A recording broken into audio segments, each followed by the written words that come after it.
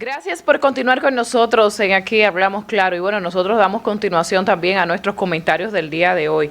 Y quiero referirme específicamente a un tema del cual le hice un cuestionamiento al primer abogado, al primer invitado que estuvo con nosotros en esta mañana. Y es justamente, y lo voy a titular, justicia que privilegia a los victimizadores. A veces uno no deja de sorprenderse.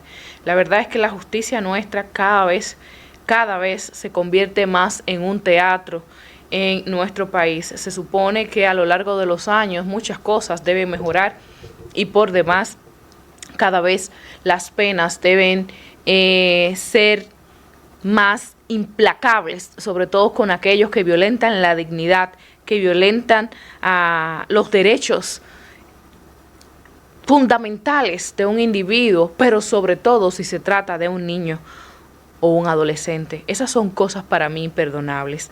Y me quiero referir justamente al caso de Donny Santana,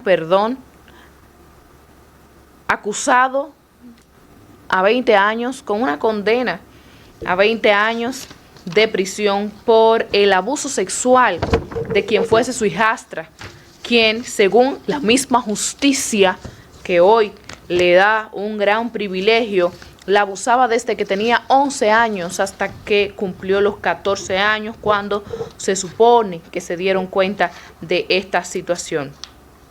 Lo peor es que en medio de todo esto uno se pregunta cuáles son las penas para estos abusadores sexuales, que por demás tiene un agravante, era incesto. Recuerden que era el padrastro de esta niña, en este caso. Pero lo peor de todo es que a lo largo del tiempo uno no termina de sorprenderse de la cantidad de personas que se involucran con estos sujetos y que parecen no importarles en absoluto el daño cometido en la sociedad. Pues resulta que justamente este señor, la palabra señor le queda demasiado grande.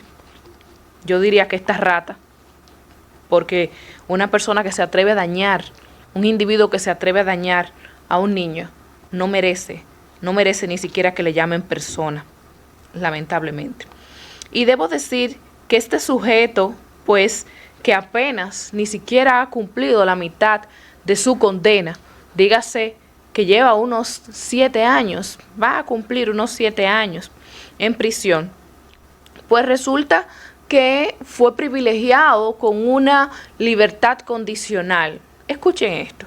Aunque la libertad condicional está estipulada en el Código Procesal Penal, pero a partir de que cumple la mitad por lo menos de la pena, que depende de su comportamiento, su formación, etcétera, que algo que se le olvida mucho a los jueces es que el comportamiento de un privado de libertad no es igual dentro de la cárcel que fuera de la cárcel, porque dentro de la cárcel está con lo peor y sabe que tiene que comportarse, quiera o no quiera. No es lo mismo que el comportamiento que va a tener en una sociedad abierta. Pues fue privilegiado con libertad condicional. Dígase que los fines de semana y días feriados y por las noches tiene que estar en su casa. No puede salir de su casa, ¿verdad? Pero está fuera de la cárcel. Y durante la semana, días laborales, pues entonces va a estar trabajando en la Escuela Nacional del Colegio Dominicano de Abogados de la República Dominicana. Señores, ustedes saben lo que significa eso. Un abusador sexual le va a decir a los abogados cómo manejar las leyes. Ustedes saben lo que significa eso. Pero no solo eso. Quien hace la carta de responsabilidad de este sujeto es el vicepresidente, uno de los vicepresidentes del gremio, Juan Pérez Roa. Es quien figura como su garante. La verdad es que Vidal Potentini tiene que darle respuesta a este país, a la sociedad, a esa adolescente que ya hoy es una mujer, que ya ha cumplido la mayoría de edad. Pero tiene que darle también la cara, porque usted es el presidente de ese gremio, a todas las madres y las hijas de este país, a las que les importan. A mí, por ejemplo, que me importa mucho. porque yo tengo madre, tengo hermanas, tengo amigas. Y ni siquiera eso, tengo a mi alrededor demasiadas mujeres y niñas. Y a mí me da grima saber que en algún momento de estos años me voy a tener que topar con ese sujeto en la calle como si no pasara nada. ¿Cómo se sienta una mujer abogada frente a un violador que le está dando clases en materia legal? ¿Pero de qué ley le va a dar clases? El juez,